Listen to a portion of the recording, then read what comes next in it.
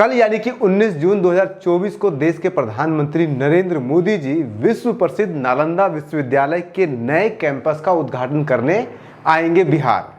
लेकिन क्या अब ये नालंदा विश्वविद्यालय उद्घाटन करने के लायक भी बचा है? साल 2006 में जब देश के राष्ट्रपति अब्दुल कलाम आज़ाद ने बिहार विधानसभा और बिहार विधान परिषद की संयुक्त बैठक में जब नीतीश कुमार को नालंदा विश्वविद्यालय को फिर से नए सिरे से शुरू करने का सुझाव दिया था, तब क्या अब्दुल कलाम आज़ाद ने ये सोचा होगा कि नालंदा विश्वविद्यालय की ये हालत हो जाएगी कि आज वो अपने सम्मान के साथ नहीं जी पा रहा है? हालांकि नीतीश कुमार भी नालंदा विश्वविद्यालय के उद्घाटन में शामिल होंगे, लेकिन नीतीश कुमार ने भी ये नहीं सोचा होगा जब 2007 में बिहार सरकार की तरफ से भारत सरकार को नालंदा विश्वविद्यालय के पुनः निर्माण का सुझाव दिया था, तब ये नहीं सोचा होगा कि जब ये विश्वविद्यालय बनकर तैयार होगा तो इसकी हालत ये हो जाएगी।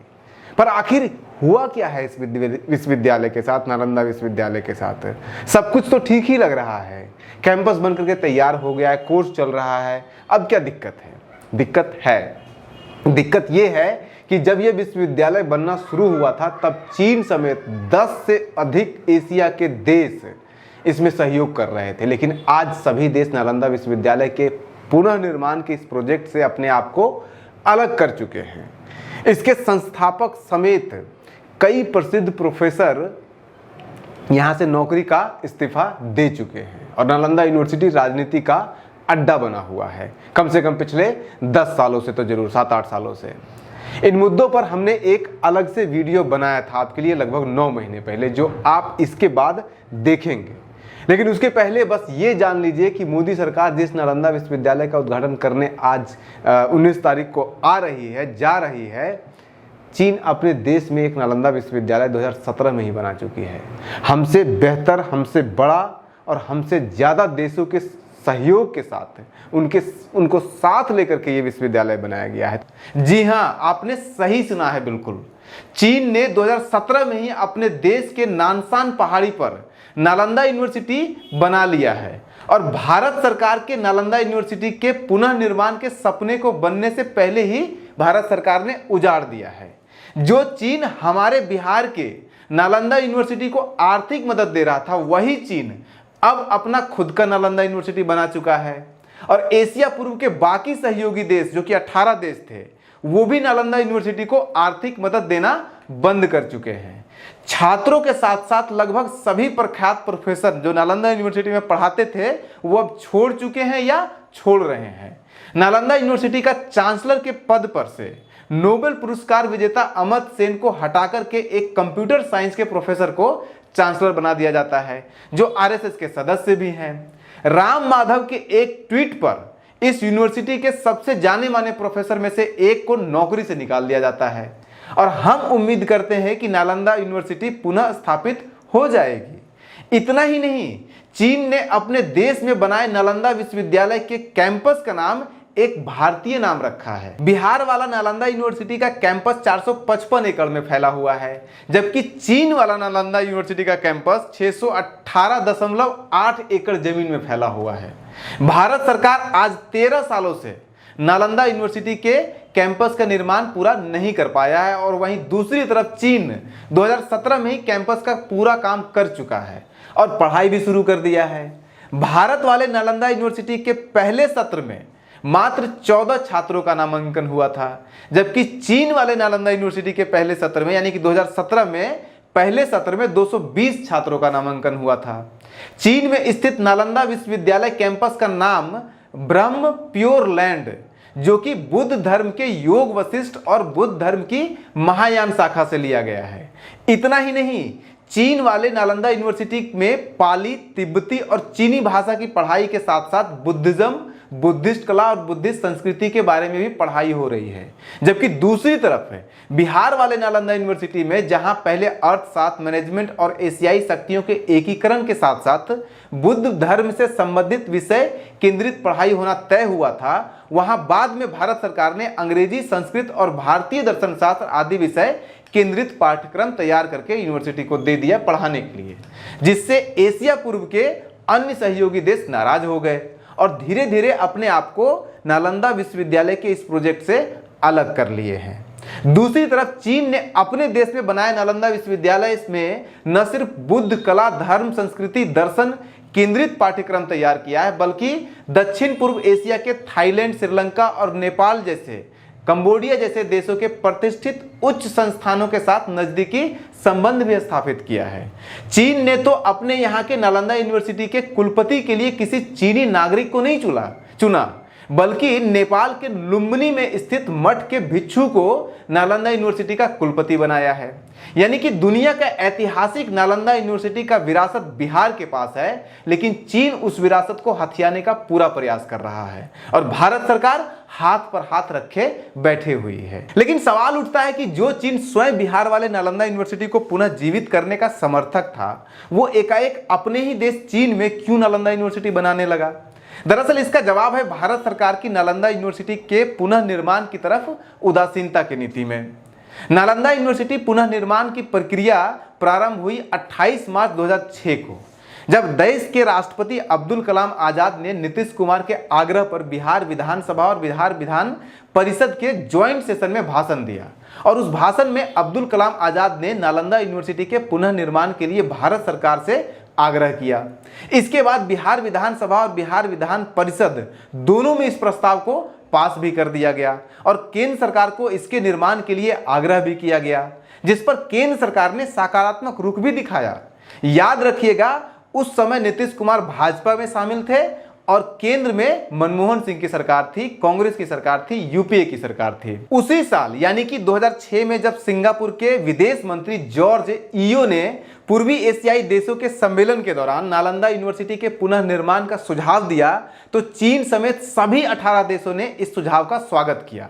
अगले साल यानी कि 2007 में हुए पूर्वी एशियाई देशों के सम्मेलन में सभी 18 देशों ने इस योजना को हरी झंडी भी दे दी और भारत सरकार को हर संभव मदद करने का वादा भी किया। सिंगापुर ने यूनिवर्सिटी के निर्माण के लिए, उसमें एक लाइब्रेरी के निर्माण के लिए पूरा खर्च देने का वादा किया। इसी तरह से चीन, ऑस्ट्रेलिया समेत कई देशों ने, सभी देशों ने आर्थिक मदद देने का वादा किया, लेकिन भारत में यूनिवर्सिटी के निर्माण का कार्य विलंब होता गया। 2010 में भारत की संसद में नालंदा यूनिवर्सिटी एक्ट पारित हुआ और नालंदा यूनिवर्सिटी की विधिवत रूप से स्थापना हुई। यूनिवर्सिटी की रूपरेखा तैयार करने के लिए नोबेल पुरस्कार विजेता अमर्त्य सेन की अध्यक्षता में एक समिति का गठन किया गया। इस समिति में सुगाता बोस, मेघनाथ देसाई जैसे विद्वान समेत सभी देशों के विद्वान प्रतिनिधि इसके सदस्य थे। इस समिति में भारत सरकार द्वारा मनोनीत सिर्फ एक सदस्य था, जो एक्सटर्नल अफेयर मंत्रालय के पूर्वी भाग का सेक्रेटरी था। यूनिवर्सिटी के चांसलर के रूप में अमर्त्य सेन ने कार्यभार संभाला। इसी दौरान 2014 में नालंदा यूनिवर्सिटी का सत्र शुरू भी किया गया, लेकिन चूंकि यूनिवर्सिटी का कैंपस तैयार नहीं हुआ था, इसलिए कैंपस के पास ही एक होटल में सत्र प्रारंभ हुआ। इसके बाद अगले ही साल यानी कि 2015 में अमर्त्य सेन को नालंदा यूनिवर्सिटी के चांसलर के पद से हटा दिया गया, जबकि सभी देशों के प्रतिनिधि अमर्त्य सेन को दोबारा कुलपति बनाना चाहते थे।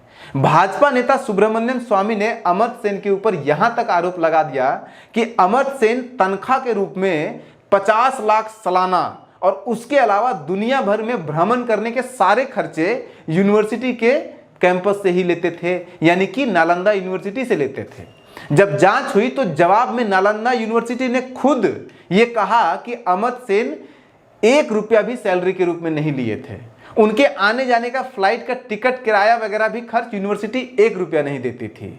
आज 8 साल हो चुके हैं इस घटना को बीते हुए, लेकिन न तो इस जांच की फाइनल रिपोर्ट केंद्र सरकार ने किसी को सौंपी है और न ही किसी ने अमर्त्य सेन पर इस झूठे आरोप के लिए माफी मांगी है। इसी से अंदाजा लगा सकते हैं कि बाकी देशों के प्रतिनिधियों ने क्यों धीरे धीरे नालंदा यूनिवर्सिटी के शासन प्रशासन से अपने आप को अलग कर लिया। अमर्त्य सेन के बाद नालंदा विश्वविद्यालय के कुलपति बने सिंगापुर के विदेश मंत्री जॉर्ज इयो ने भी 1 साल के भीतर यानी कि 2016 में यह कहते हुए कुलपति के पद से, चांसलर के पद से त्याग दे दिया था कि विश्वविद्यालय के आंतरिक मामलों में राजनीतिक हस्तक्षेप किया जा रहा है भारत सरकार के द्वारा। 2016 में ही भारत सरकार ने उस समिति को भी भंग कर दिया जिसकी स्थापना यूनिवर्सिटी के निर्माण के लिए, उसकी रूपरेखा तैयार करने के लिए किया गया था और जिसमें सभी देशों के प्रतिनिधि उस समिति के सदस्य थे। इसके बाद सभी देशों ने नालंदा यूनिवर्सिटी को आर्थिक मदद देना बंद कर दिया। अगस्त 2016 से लेकर के आज तक किसी भी देश ने नालंदा यूनिवर्सिटी की स्थापना के लिए 1 रुपया भी दान नहीं दिया है, जबकि इसके पहले सभी देश मिलकर तकरीबन 100 करोड़ रुपया मदद कर चुके थे भारत सरकार को। जबकि अगस्त 2016 तक यूनिवर्सिटी का कैंपस बनना शुरू भी नहीं हुआ था, यानी कि कैंपस बनना शुरू होने से पहले ही नालंदा यूनिवर्सिटी को 100 करोड़ रुपए से अधिक का मदद मिल चुका था। इसके अलावा साल 2017 में विदेशी छात्रों द्वारा कोर्स को बीच में ही छोड़े जाने का खबर भी आया। कई प्रोफेसर भी छोड़ने लगे यूनिवर्सिटी को। कई प्रोफेसर ने यूनिवर्सिटी से नौकरी इसलिए छोड़ दिया क्योंकि उसमें पॉलिटिकल इंटरफेरेंस था। इसी बीच आरएसएस के सदस्य और कंप्यूटर साइंस के एक प्रोफेसर विजय पांडुरंग भटकर को सरकार ने 25 जनवरी 2017 को नालंदा यूनिवर्सिटी का चांसलर बना दिया। विजय पांडुरंग भटकर के चांसलर बनने के 6 महीने के भीतर यूनिवर्सिटी में इतिहास, बुद्धिस्ट स्टडी, फिलॉसफी और कंपैरेटिव रिलीजन की पढ़ाई बंद कर दी गई।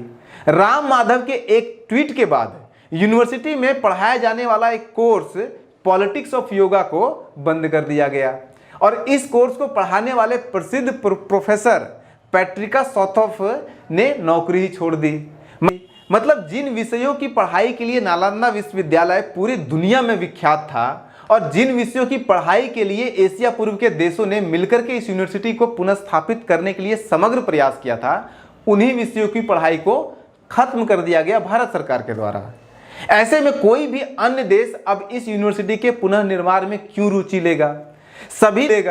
सभी देश के प्रतिनिधियों ने भारत सरकार पर नालंदा यूनिवर्सिटी के प्रोजेक्ट को बर्बाद करने का आरोप लगाया है। बुद्धिस्ट चैनल के संस्थापक लिम कोई फुंग ने भारत वाले नालंदा यूनिवर्सिटी में बुद्ध शास्त्र की पढ़ाई नहीं करवाने की आलोचना करते हुए ये आरोप लगाया भारत सरकार के ऊपर कि नालंदा यूनिवर्सिटी के नाम का इस्तेमाल सिर्फ फंड इकट्ठा करने के लिए किया जा रहा था।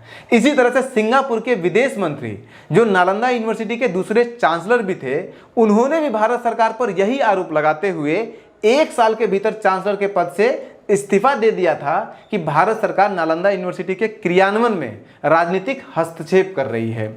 अमर्त्य सेन को नालंदा यूनिवर्सिटी के कुलपति के पद से सिर्फ इसलिए हटा दिया गया था क्योंकि 2014 के चुनाव के दौरान उन्होंने एक इंटरव्यू में बोल दिया था कि अगर उन्हें भारत के चुनाव में वोट देने का अधिकार होता तो वो नरेंद्र मोदी को वोट नहीं देते। इस पर मोदी के कुछ समर्थकों ने तो यहां तक बोल दिया था कि भारत सरकार को अमर्त्य सेन से भारत रत्न वापस ले लेना चाहिए। असल में जब मोदी जी G20 सम्मेलन के दौरान सभी देशों के प्रतिनिधियों को नालंदा यूनिवर्सिटी का फोटो दिखा रहे थे तो यही दिखा रहे थे कि देख लो इस खंडर को, ये खंडर था और खंडर ही रहेगा। लेकिन आप अपने दिमाग को खंडर मत बनाइए। कुछ भी मीडिया में सुनने या देखने के बाद उसका फैक्ट चेक कीजिए। अगर न्यूज हंटर्स की किसी फैक्ट में गलती है तो हमें बताइए, हम सार्वजनिक रूप से माफी मांगेंगे और आपका धन्यवाद भी करेंगे हमारा ध्यान इस तरफ करने के लिए, क्योंकि न्यूज हंटर्स संवाद में विश्वास करता है। बने रहिए, सफर है, साथ दीजिए न्यूज हंटर्स के साथ। नमस्कार।